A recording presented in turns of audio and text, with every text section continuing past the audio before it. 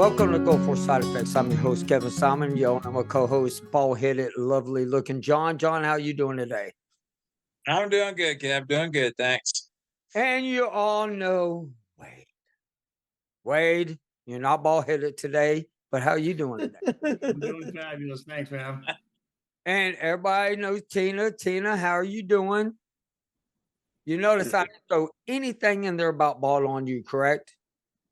Because you have the most hair. You have the most hair? Got the most hair.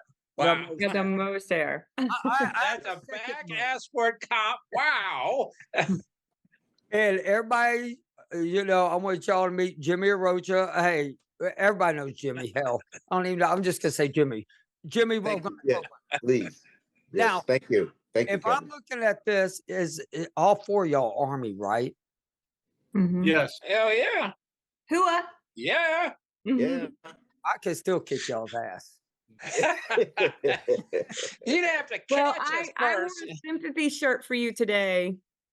Oh, nice. Oh, nice. look There at you go. that. There you go. There, look at that. We're outnumbered. Hey, look, I wore a sympathy shirt too. It's green. We'll let him think he won this one. Yeah. You gotta give it. You gotta. Yeah. Actually, yours was better, but we know you got yours because of the boat. So Yeah, I got mine because of my book. Yes. all right, Jimmy, give everybody a little bit of history about you. When you were in, and and what you were doing now. Okay, so I'm Army. I'm Army retired. I did participate. I deployed to Desert Shield, Desert Storm. That's 1990, 1991 Persian Gulf War with the 101st Airborne Air Assault out of Fort Campbell, Kentucky. 18th Airborne Corps unit, which is a sister unit with Wade's unit, 82nd Airborne. And John, were you? Did you happen to be in the 24th Infantry as well, or was it a different unit? I forget. No, I was assigned. I was combat engineers. We were assigned to the first ID when we were there. First ID. Okay, very good. So again, I did 20 years in the Army. I retired out of Fort Carson, Colorado, and and shortly after retiring, so I retired in 1995. Shortly after that, actually, as one of the reasons I retired was because I was already feeling the effects of Gulf War illness. Back then, it was Gulf War syndrome, and the doctors there at Fort Carson, they, of course, back in 1995, they were like, I hadn't mentioned anything to this doctor's a peculiar story. He said, well, when you're retired, you will go over to the Veterans Administration. They'll be able to help you. And I was thinking to myself, I didn't say anything about retirement. What's this guy talking about? And I kept my mouth shut because what he was suggesting is you're pretty much done. This is going to eat you up. And he was right. And it ate me up for quite a bit, probably another, I hate to say, almost 14 years under the attempts of what the Veterans Health Administration was doing. And by the time that I got in a really bad place with was at the time was called Gulf War syndrome, I started to do some heavy duty research, just like you guys do, just reading studies, reading publishings, and I ran into a particular doctor that was writing pretty seriously about Gulf War illness, Dr. Nancy Klimas out of Nova Southeastern University Institute of Neuroimmune Medicine. And one night, late at night, I moused over her name, and the response was an email underneath her name. And I said, "Oh yeah, here we go. I got an email." I sent her an email, and I wasn't a happy guy either. Then I think I told the story a few times. Had the full intent. I had the full intent of. She invited me. She was presenting at the Miami VA, so she said, "Yeah, come on down here. We got this little community thing going on for Gulf War veterans." And I was like, okay. I loaded up. I was lock and loaded. I was going to go down there and just call her out. Who are you? Why doesn't the VA know what you're talking about? It's a very big difference. The VA saying, take an aspirin and go home. There's no such thing as what you're complaining about. She's speaking an entirely different song at, what she published. But I tell you, I when I got down there and met her, I had never met such a kind, caring, committed doctor ever in my life. And she changed my life. And before I was able to escape, it's 200 miles to the south, about 4-hour drive for me. And Gulf War illness keeps us from driving, being good drivers. And at night, I suck at night. I'll run you over your ass at night. You better get out the way. But she said, look, I need your help. And I said, with what? And she said, outreach and recruitment. And for what she had done for me, she introduced me to research. I learned more about what the heck was going on with my body, because I had no idea what all this stomach pain was, all this malaise and head fog and all this stuff was, and the full body pain. And she was able to take those labels and explain to me. Then she got me into research, and I continued to learn. I took immediately what I learned, I took it to my primary care doctor. That doctor was saying, there's nothing wrong with you. And I said, well, what about this? Here's a researcher, that is being funded by the Department of Defense, that's saying a whole bunch of exceptions to what you're telling me, doctor. And slowly but surely, that doctor was like, she didn't want to find herself the only person left on that island talking that smack. And she finally came shallow. I have to use a Navy term. She came shallow and started. Wait. That is not a Navy term. Oh, it's not. No. Oh, maybe it's a movie term. Water. Huh? We don't go in shallow water. No, it's when a submarine comes shallow, that means that it's being a little bit more honest. They're forthright. They got thin skin exposed. They're not going to be talking crap. You bring the sub to the surface, we can take it out now. So was your primary care a VA primary care? Or was it a external primary care? VA? No way. Nobody on the outside would touch it. All VA. 100% VA. I was sent one time under the Community Care Act. You remember where, within 30 days, if you couldn't get an appointment, they would send you out. They sent me to the lead neurologist in Orlando, and I laid out my story with him. And that guy goes, well, I need baseline. And I said, have at it, doctor. What are you suggesting? You know what baseline is for neurological issues? A tick test. Have you been bitten by a tick? Do you know how much clinical work has to be invested in you if you start mitigating Gulf War illness with a tick bite test? Rheumatology test, all of that. Yeah. So Okay. the reason I asked that question, I was interested because my VA doctor is quite a drive. So I typically use, because I'm still in the workforce, and I typically use my insurance, and I go to regular doctors. Well, I'm finding they're getting younger and younger and younger, and they don't even know what the Gulf War even is. Right. And when I try to start trying to explain this to them, I bring a big package in, I try to lay the history out to them. Their eyes just glaze over and they just default to whatever the script is. And it's very frustrating, particularly now the way the medical system is they farm you out to so many different specialists. And it's like you start over every time you talk to someone else and they farm you out for every symptom to a different doctor. And there's no cohesiveness of the issue. So it's frustrating on the outside for sure. But Well, I definitely have a few ways to get through that. I think you're maybe going at it too traditional, but yes. I want to interject this too, Tina, just to be honest with you. The ones who are just getting out of medical school and they're going to be doctors, they look at us how we looked at the World War II vets, the Korean vets, and everything. They look at us like, oh, okay, so that was a long time ago, blah, blah, blah, and everything. And they focus what's now and present. They don't look at what was way in the past. I mean, it's just true. Right. Well, yeah, and so, like, for instance, I finally caved and did the colonoscopy and the endoscopy, all of that stuff. Everything looks completely normal. Nobody can explain to me why I'm vomiting, my stomach's on fire, I have IBS issues. There's no, like, physical look. So they just throw more pills at me, and I'm not big on that to begin with. So, it's frustrating because it's almost like there's this script, and I don't know if insurance drives the script or if the medical software drives the script, but there doesn't seem to be this like curiosity to figure out what is going on here. This is weird. This is an anomaly. What do I need to do about it? I just don't see it. Well, you're looking at it, Tina, from a clinical standpoint, and you're talking about an illness that is a research topic. So those two don't jive.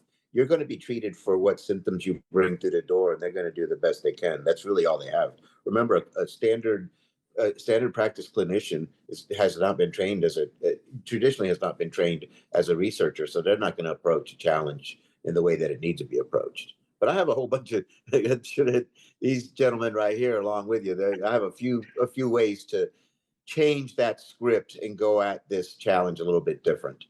So and he does. I'll give him I'm serious. that. Yeah. He does, and everything. But one of the reasons I wanted to bring everybody on tonight is because there's new research out there. There's research that that Nova's doing. There's research that Roscamp is doing. Research that Dr. Blum's doing. Everybody's doing research, and so I put up, Nova's research and what all was entailed. And I'm going to bring it up and we're going to talk about it. But what I want y'all to think about, get out of the Gulf War mindset and get into your children's mindset. I'm not going to do this for me. I'm going to do it for my kids and my grandkids. And that's how we all need to start looking at this.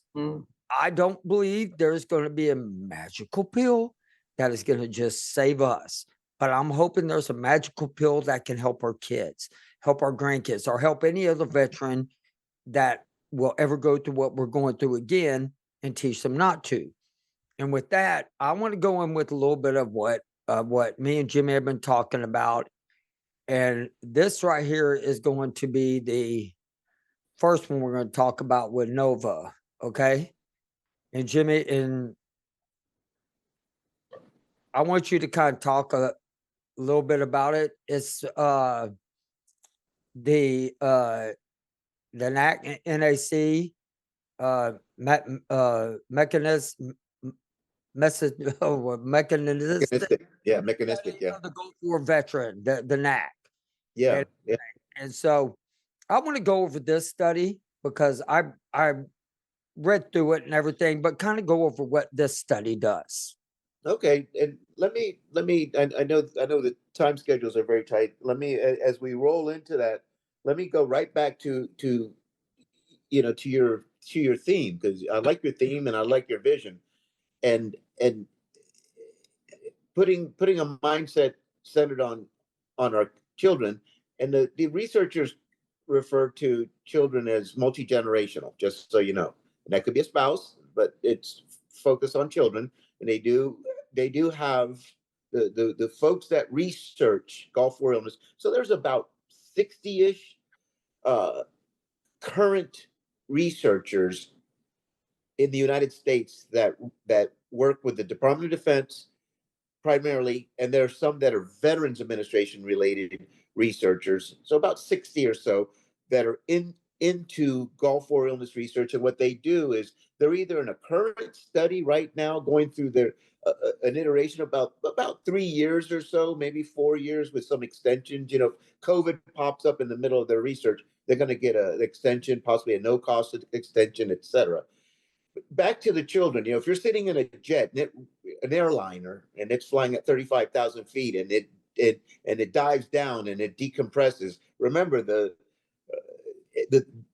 breathers come out of the ceiling, and remember, you're told parents put your air on first, and then put on your child's. That way, you could save their lives.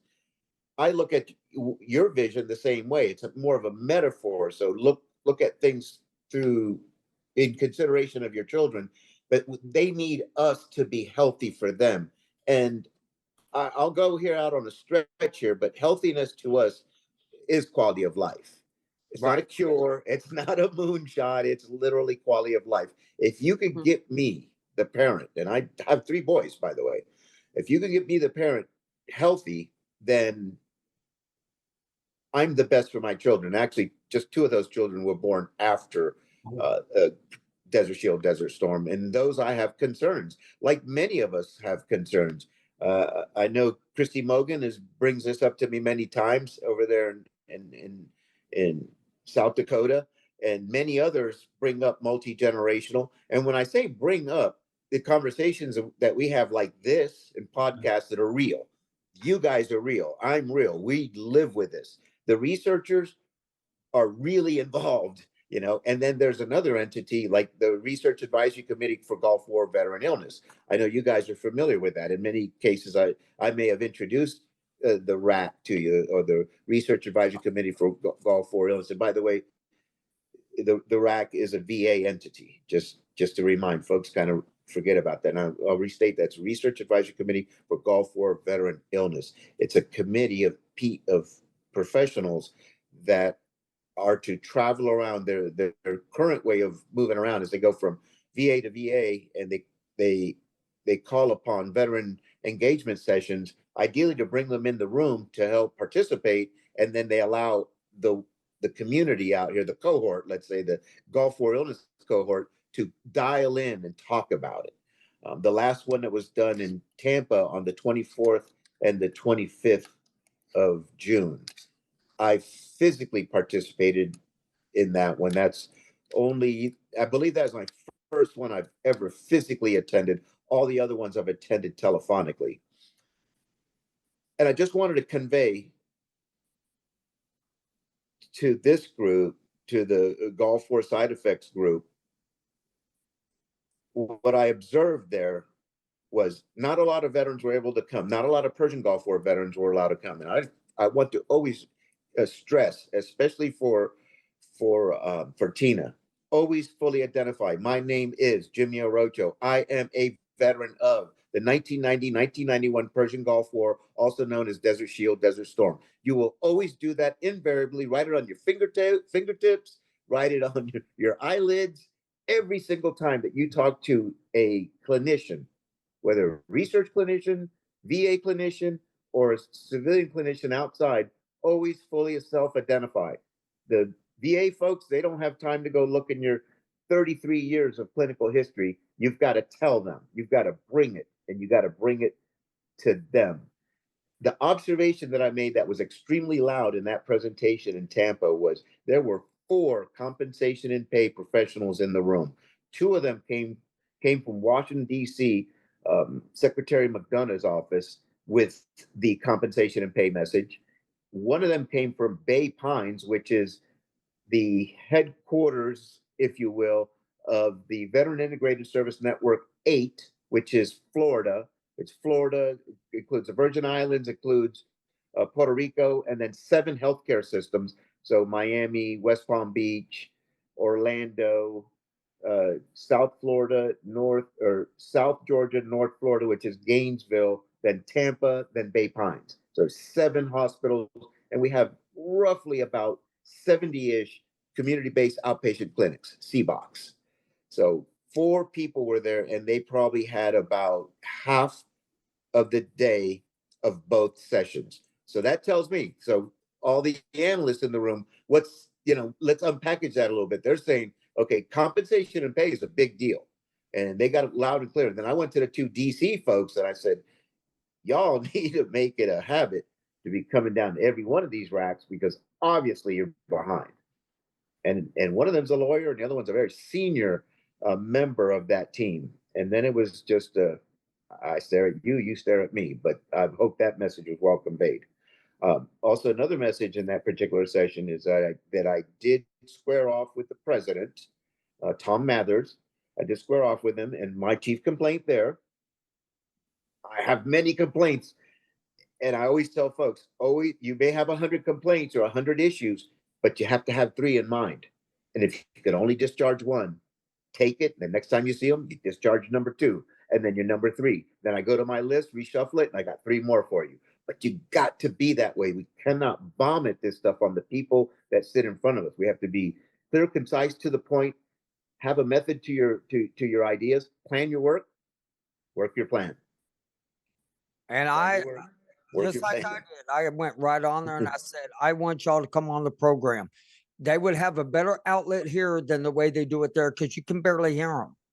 And so, and then we want to be able to see their faces. We want to see their reactions when they're talking. Right, come on, y'all welcome. I'm not going to grill you, but let's talk about how we can get the Gulf War vets. And so I brought that up the last time we were on, and everybody has concerns. but a lot of people are not showing up to these like they should because they feel like RAC has pushed them away. Yeah. Well, Let's what set I'm the hearing set is we the all need an elevator pitch, right? We all need to Yes, have ma'am. that Yes, ma'am. those bite-sized, Yes. digestible chunks that we can throw out there. These are senior executives, their information's flying at them all the time. We need to give Right. them a Right. story Well, in a big short elevator pitch. I love a business approach to every challenge that is working your plan. Let's go one step deeper. That committee is, their job is to gather our experience as veterans. So 33 years past the redeployment from Desert Shield, Desert Storm. What they're to do is to gather from us from a more of a clinical reference, because we're not researchers per se. The folks that are in the room and on the telephone are are ill people. And if there's anything new, well, what's new? Multi-generational is new. Multi-generational has not been around for the entire rack. It has not been around since the research started on Gulf War illness. They need to hear that message. If it's multi-generational, and I know from this group, we've talked about our children before, and it's important. And I know a lot of your listeners as well to the Gulf War side effects are very focused on multi-generational and our Well, children. Well, I think with our listeners, and I was talking to Christy Mogan the other day. I was taking my daughter to a doctor's visit, and I asked Christy. She was rattling off some solid information. I said, Christy, is it a fair statement that a lot of us that suffer from this Gulf War illness, our children, we ourselves, there's many of us that haven't even identified that we necessarily have the problem. And we putting out a podcast, on this sort of platform, acknowledging that we have a problem that we ourselves aren't going to likely figure out. But like you said, and I think last time Jimmy were on, I was on the fence about the conversation pertaining to research, but now I'm off that fence and firmly footed because, well, I guess you need to understand. You Yeah. need to seek to understand, and I was damn Yes, sir. sure seeking. I didn't have the whole picture, and each day that goes by, when Wade and I communicate, Kevin, Tina, and I, when we all communicate, we're all like, wait a second, we all have the same thing, and hey, my child is dealing with this.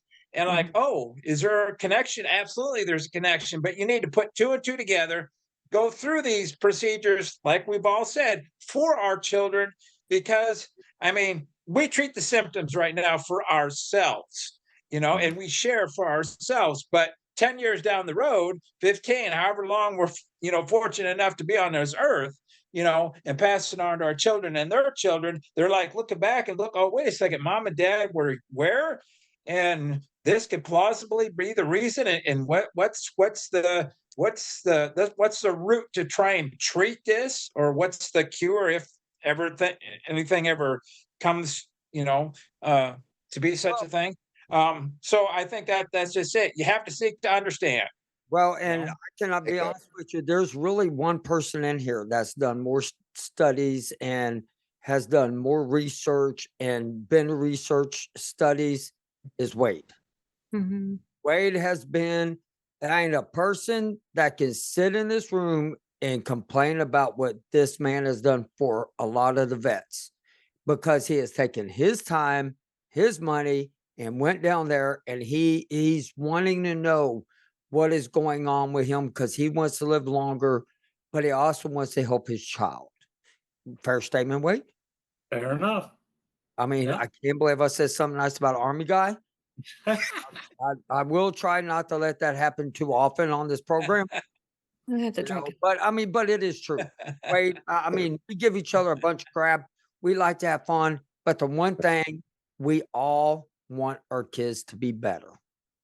And, Yeah. and kudos to you, Wade. And Wade has impressed me deeply in just a little bit of time, because you introduced me just like a session or two ago. I'm very impressed with your delivery, Wade. Wade is a very he's a very introspective, deep thinking man, and he's not going to miss anything. I don't think he misses anything. One thing that I don't want any of us to miss. Think about this, and it's something you said, John. It's think about this. There's ongoing research today, and then you said that you want your children will look, or your children's children will look back and say, "Oh, Dad was involved in this. This could be." Remember, today's 8/8/24, right? 8/8/24. Today, we do not know. Let me back off of the Veterans Administration, the Congressionally Directed Medical Research Program, which is the DoD arm to all the research that's funding this educational institution research, Roscamp type research across the board, Dr. Gollum. All this research is being funded by CDMRP and the Veterans Administration. Well, we're researching. That implies that we don't know. We do not know what causes Gulf War illness, nor do we know how to treat it. So, John, you've got the right idea. But before we run off trying to build a back stream for messaging, let us discover what causes this. We know, we know chronic multi-symptom illnesses. We get that. And it's not like we're at ground zero. We're 33 years downstream. So are we close? I would say we're a lot closer. Are the analytical assumptions that are born from all these years of research? Is $30 million worth of money going in there from the CDMRP and the DoD, and I don't have any idea what the VA spending on Gulf War illness research.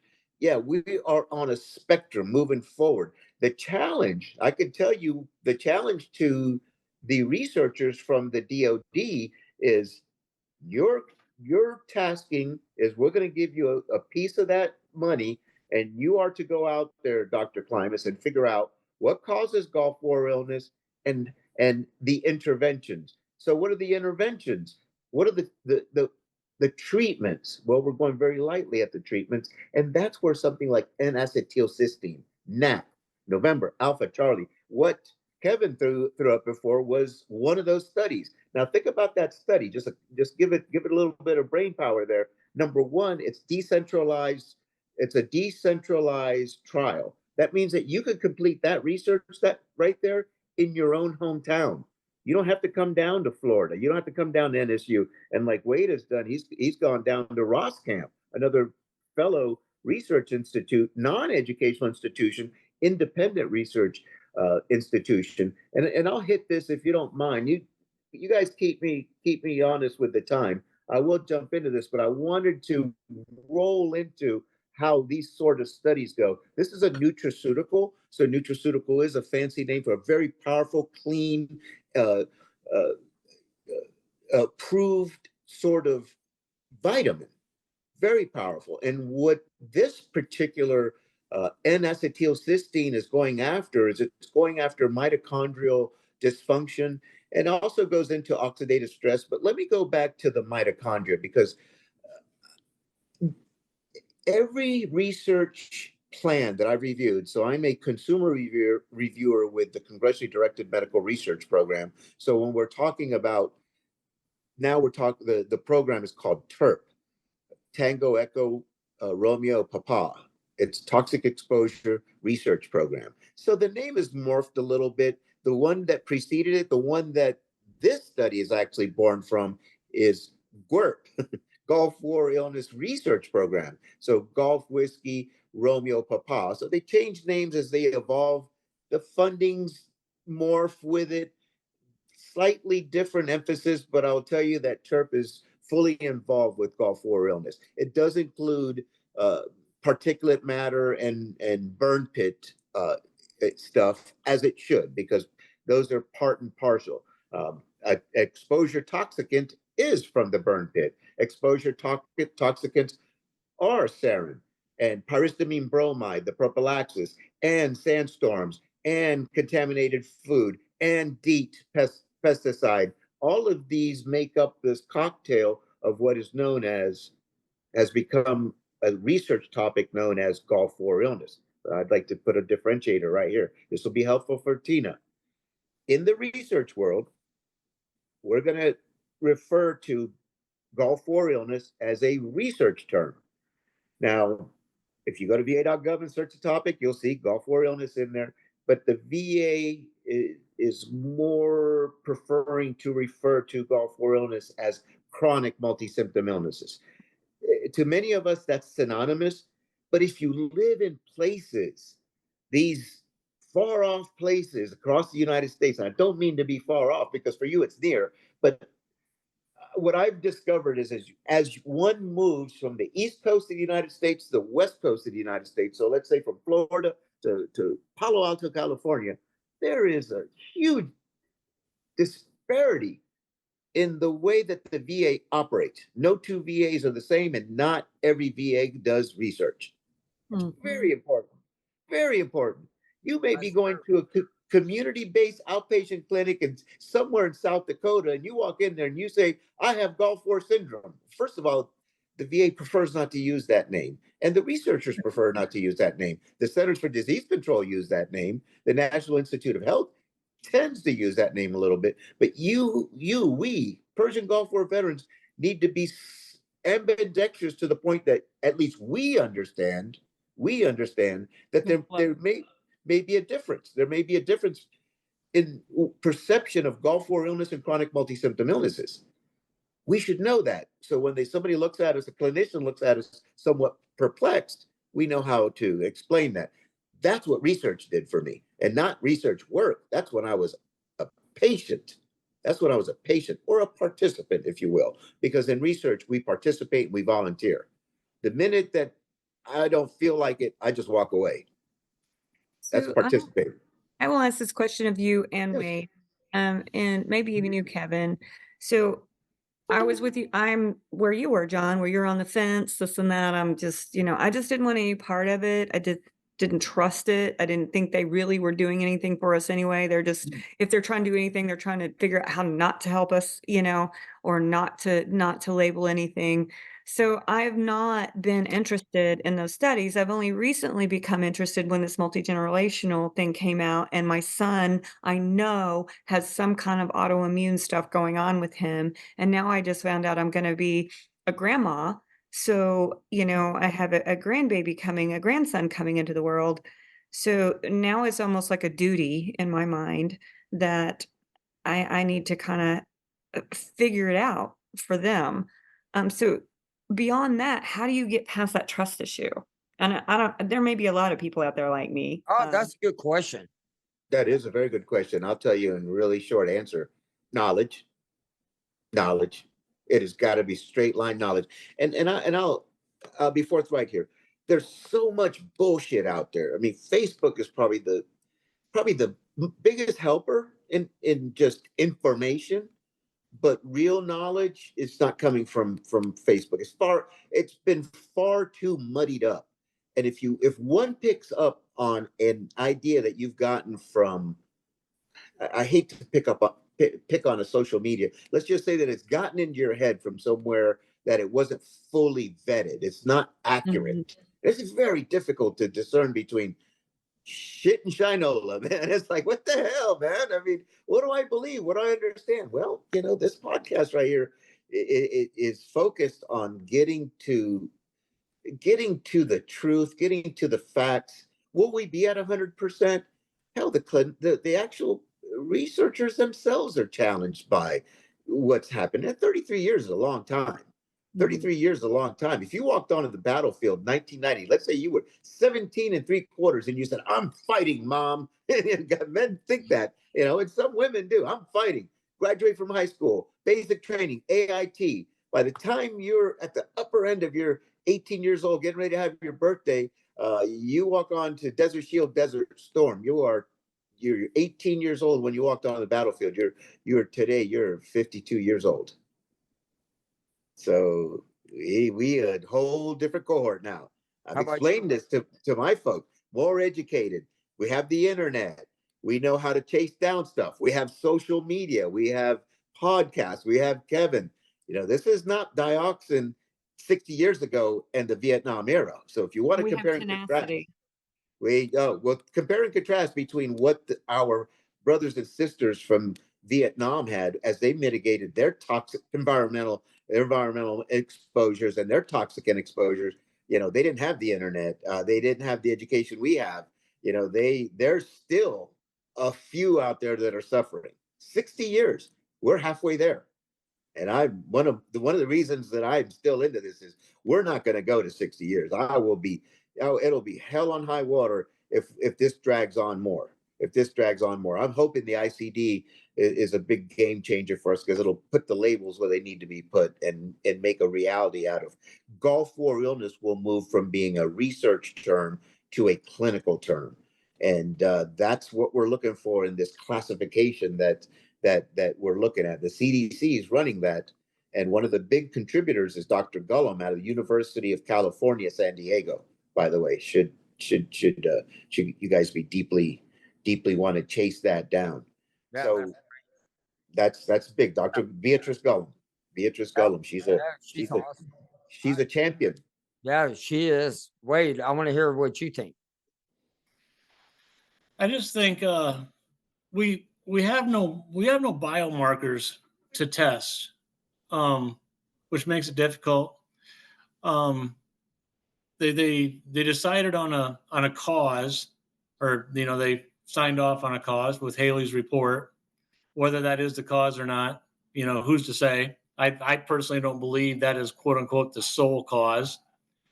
I think the researchers collectively are searching or chasing a mitochondrial dysfunction, a way to repair it, a way to rejuvenate it. Nobody's body is going to react the same. Me personally, I've talked to Jimmy about this in the past. I'm still going down the rabbit hole of the mycoplasma. And if Jimmy entertains me for a quick minute. Yes, sir. We had discussed before about, the Nicholson studies, mine turning up positive in 96, 98. That's not just myself, but, numerous veterans for his study that he was doing back then. The VA confirming his studies in 2001, but then the VA and the DOD basically shit cannon his studies. And I screenshotted it, and I just actually came across it the other day when I was going through, and I found a disability claim letter from another veteran, resolving reasonable doubt in the veteran's favor. The board concludes that the veteran has chronic fatigue related to exposure to mycoplasma during his service in the Persian Gulf War. Persian Gulf War. Accordingly, this claim is allowed. The VA, and that was the first time I have ever seen an award letter for mycoplasma, not even knowing that the VA even recognized it. My hypothesis, or what I would personally like to see done, I know I turned up positive for it. Am I still positive for it? I guess I would assume so. Back then, it was really illogical to think that could pass from myself to relatives and could pass so quickly, and the veterans could pass it. As everybody remembers, there was a ban on giving blood. Why? Nobody was explained. But as we've seen in 2020 and 21, how fast something could actually spread. So now that actually makes a little bit more sense to me. Why can't we just do a pilot study of veterans that have verifiable proof that they were positive? Now we take their children. Let's test the veteran and the children together. And the tests are cheap enough. And if you get a dozen veterans that have been positive, let's test the kids. That's a good idea. I agree. That would be me personally. And then you have a biomarker. That's not saying that every sick veteran has the mycoplasma. That's not saying that. But it's a good baseline.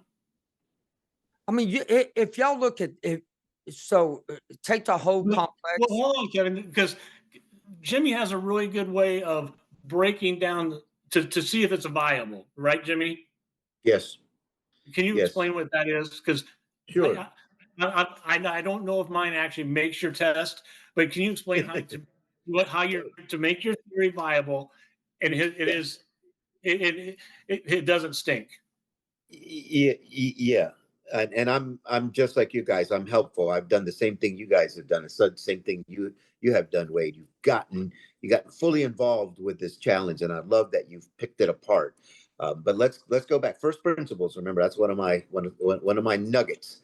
First Yes. principle. First of all, John Haley's research, I love. Everybody that I meet, I share his Saren causes Gulf War illness. I love that work. But remember, that is not de facto. He's a research doctor. He was on the VA side early on, 1998, funded by Ross Perot. He's the man, as far as I'm concerned. If Dr. Haley said it, it needed to be said, and I lean my ladder on it, my friend. But I tell you what, that science is sitting out there on the shelf because the VA hasn't commented on it. The entity that funded Dr. Haley hasn't commented, just sits there. Maybe we'll see it again when the ICD comes out. I don't know. But this is the deal. That's science. And he's published, he's come to conclusions, which is very rare.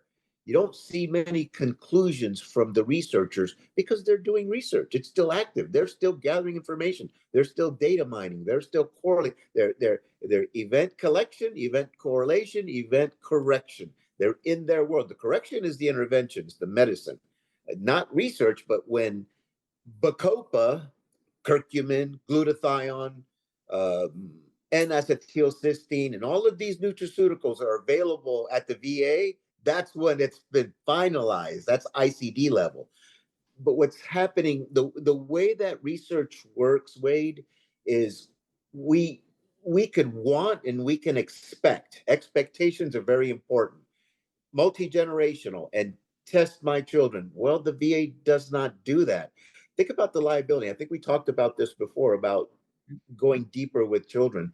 Um, the research world does not straddle that line, meaning the adult veteran, in this case, the Persian Gulf War veteran from Desert Shield, Desert Storm, and the offspring child is not a research conduit. They're not going to cross that line. But research is far too finite. Research is highly ethical, well studied. It has institutional review board reviews. It has full groups of colleagues that review everything that's submitted and gets picked apart. I will tell you, if the study is on the ground, like at Nova, like at Roscamp, like with uh, Dr. Gullum, they have been through the gauntlet. They have been through the gauntlet. You know, you say Bacopa. Bacopa is a nutraceutical, but it's FDA approved. Who's it administered by? Well, one, you could go to the grocery store and buy it. I could go to Publix right here, Florida, buy all the Bacopa that I could throw in my blender and make milkshakes out of if I wanted. And are we still there? Yep. Okay, good. I'm sure the Bacopa. Okay. So then the Bacopa that you would participate with in research would be a double-blind randomized research done in a way that we introduce it, and then you may have a sugar pill in there. Then we're asking you questions. We're taking a baseline uh, uh, blood samples, and we're doing end game blood samples. So it's done the proper way because the researchers need to see the signaling. How is this working with the veteran? Remember, we want this into formulary. So that process, Wade, what I'm trying to get into is that it has to be that process. That's how research works. Now, in your support, I'll be happy to share with you the president address to the RAC. And why don't we write this up? And like Tina said, in that elevator speech, and when the next RAC comes up, which is at the end of August in Colorado, it's already been posted. I can definitely get it to this group. Um, let's bring that up. Let's bring up what we expect. We could share expectations because those expectations, if the as the RAC follows their mandate, they're to take Wade's expectations, shack it up, if you will, condense it, get it into a concise message, and take it to Secretary McDonough. let's get to those principles. So if I did what the Research Advisory Committee Gulf War Veteran Illness asked us to do, I get this message in a clear, concise way. And I'm understanding. So right now we're seeking to understand. We're understanding that we don't cross these lines at this time with our multi-generational understanding that John Haley's work is science, but it's not de facto. And I'll get to de facto. And we provide that rack with that we share that feeling, Wade, that idea. Now think about what you have.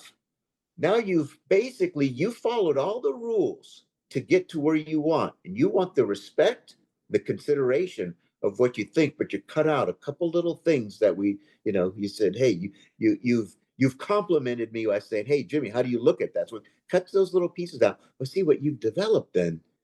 Now you can call your congressman and say, oh, wait a minute, sir. I followed all these rules. I did not get no feedback, or I got feedback. It met my expectations. It didn't meet my expectations. And this is a little bit of what I'm going to help you with, Tina, and in the way you communicate with the VA. We can there's a system in the VA right now, operational. I don't care where you go to the VA, because the VA is a bureaucracy of one headquarters. And if we follow that protocol, then we are set up to be far more effective. One with Wade's approach to, our blood and what may be an indicator, but is it enough to pass the gauntlet of a research consumer reviewer board or a colleague reviewer board? From what I've seen in the last 3 years, I don't think so. Your research plan has to be watertight. I've seen some pretty cool research plans brought to that table, the CDMRP table, and it looked pretty good. But as I listened to those scientists work and hack at it and find the parts and hit it at the right levels, they've gone by the wayside. Not to say why? I mean, but why? I mean, we would have to go that in general to generalize, because it's not sound science. That's why. Okay. It wasn't sound. At least the reviewers, the clinical reviewers, are the top of their research community, where the CDMRP picks a diverse group of reviewers, and think about how comprehensive that group is. They invite consumers like me into that roundtable, and guess what? I get to vote. I get the scorecard, official record. Me as the freaking veteran, I'm a combat arms guy. I'm not a clinician.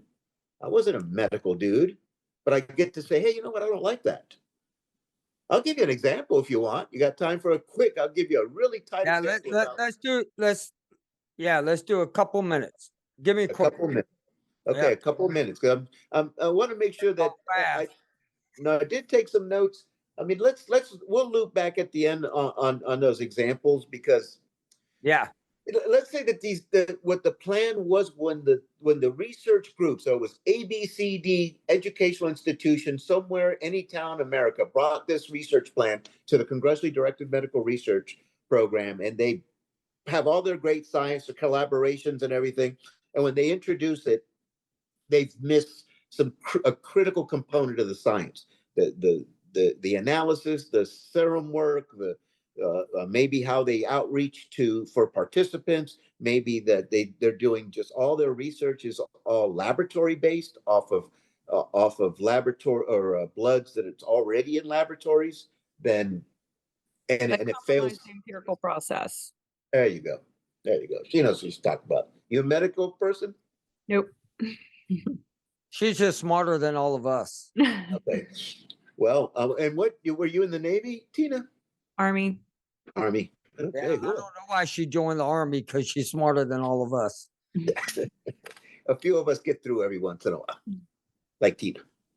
Mm-hmm. So empirical, though, I did Wade this. So it's not Dr. Haley's findings that set the baseline.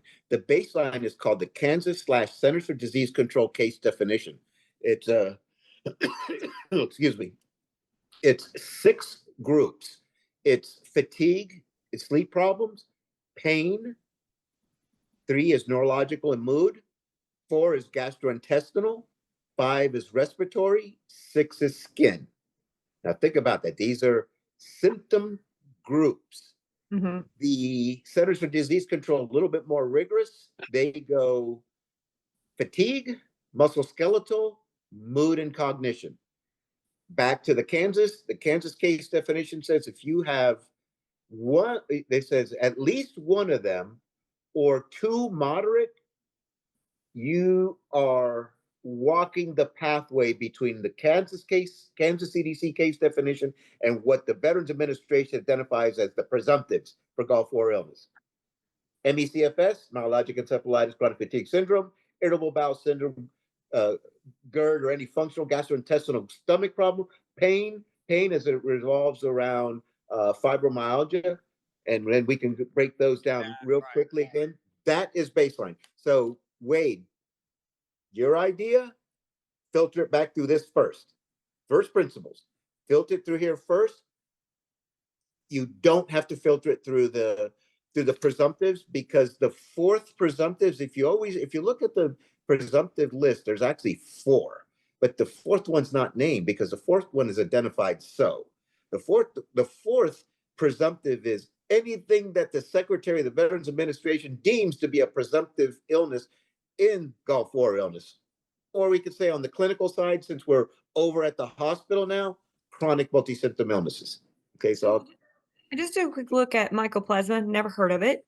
First time, so did a quick glance, saw just briefly kind of what it was. And one of the things it's tied to is urinary tract issues. I've battled it since I left the desert. So that's not in your buckets. So I wonder This what is a specific type that it was hypothesized that it was actually used as biological. Yeah. It's a specific strain of mycoplasma. Yeah. And I will tell you, please, guys, please do not assume the role of a clinician, because what you assume is this not a connect the dot drill. When you say, if I say to you, let's test this for a second, Tina. When I say to you, do you have any pulmonary issues? What am I talking about? Pulmonary. Difficulty breathing, shortness of breath, those kinds of things. Sinusitis, sinusitis, asthma. I wouldn't put that in pulmonary, but that's just. But it is. That's right. We don't know. We don't. This is where we veterans screw ourselves. And this is when we go out on Facebook and think that we know better than the next guy, and we screw ourselves, because you don't want to say something factual and have cut out a bunch of stuff. You don't know that. What about MECFS, myalgic encephalitis, chronic fatigue syndrome, and you do not know that there's a correlation with that with, say, post-exertional malaise? PEM. What's post-exertional malaise? How do you identify? What is it? I mean, you don't know. That's a big word. You don't know. How can we get on Facebook talking shit when we don't know? We have to go back to those first principles. We have to go back. Kansas case definition, extremely broad. If you deployed to the Persian Gulf War, 1990, 1991, and you came back and you don't feel well, so what you've done is you've gone out to the va.gov website and you've looked over some of these presumptive communications, and you go, okay, I can kind of resonate with that. I want to go back to my primary care doctor and say, look, doc, I haven't been feeling good for a long time. I can't remember what, but I do want to bring to your attention that in 1991, I was in Desert Shield, Desert Storm. And I've looked over the VA website, which I actually printed up and I got folded in fours in my left pocket, ready to present that to that knucklehead, respectfully, and start bringing things to their attention. What that doctor should do, and this is very, very difficult for a doctor to do, to step back and say, well, I don't really know about that. No, they know everything. The deal is that he or she should be looking at a specialty care referral. This is very important to you, Tina. Specialty care referral. Where to, Jimmy? Neurology, gastroenterology, rheumatology, pulmonary, or environmental health clinician. Environment. They have a specialty care area in the Veterans Administration. They're not everywhere, but inside that bureaucracy, there's environmental health clinician. I just named five specialty areas. Well, that would mean I have to go to a lot of appointments. So on that note, so I know I guess what I want our listeners to know is those of us who served in Desert Storm, you for the longest time, we always we wanted to pinpoint what's causing me this, what's causing me that. That is something we have to learn to accept. There's too many variables. Forget about it. Take the blinders off. Let's focus more on if you have it, whether it's your spouse or your children. The focus has to be on what can we do, what can we present to them by these people who do the research to move forward and get past what happened to us, get past it. Let's figure out what we can do about what's in our bodies for the next generation. That's what it boils down to. Right. I So, like that. And I think I like that. generationally, we are problem solvers by nature, There right? you go. Generationally, we are. So we do try to get down our own wormhole and figure out what is going on And here. that's a good point. Yeah. I just want y'all to know that you cannot go on TikTok and pull it up and get any information on there about Gulf War illness. Don't use That TikTok. is correct. But we're about to go into the after show. But what I want to say for everybody is on our Facebook page, on Gulf War Side Facebook page, we got the clinical where you can sign up for it. Scroll down a little bit, you'll see it. I put it on there. Do it. You know what? If you don't want to do it for yourself, do it for your kids. If you if you don't want to do it for your kids, do it for your grandkids. Because some of us may not like our kids like we like our grandkids. Trust me, I know. But I mean, oh wait, my kids are gonna hear this. Isn't your son the one helping you do this? No, to be seriously honest about this, what this is about is getting everybody healthy in our community, as far as us, our kids, our spouses, everybody. And let's focus on that now and then go into that, the pity party later. Just like I've always been wanting to say, you don't want to get into your 70s and wish you would have done something back in your 50s. Absolutely. Right there. That's the best way I can say it. And I'm going to say this one last time. Rack, you're welcome to come on. Any VA representative, I would love for you to come on. Let's just sit down and have a conversation. And with that being said, if y'all want to get a hold of me at Kevin Simon at goforsideeffects.com. If you have questions about this, you can get a hold of me. I'll give you Jimmy's number. He can talk to y'all more about the NAC study and also about the Bacopa study. Yes. And Yes. everything. And so, Jimmy, thanks for coming on. Tina, Wade, and always John. It's always a pleasure seeing your glasses on top of your head. Hey, all right, guys, y'all have a great night. We're going to go on the after show. Thank you. Thank you. Bye-bye.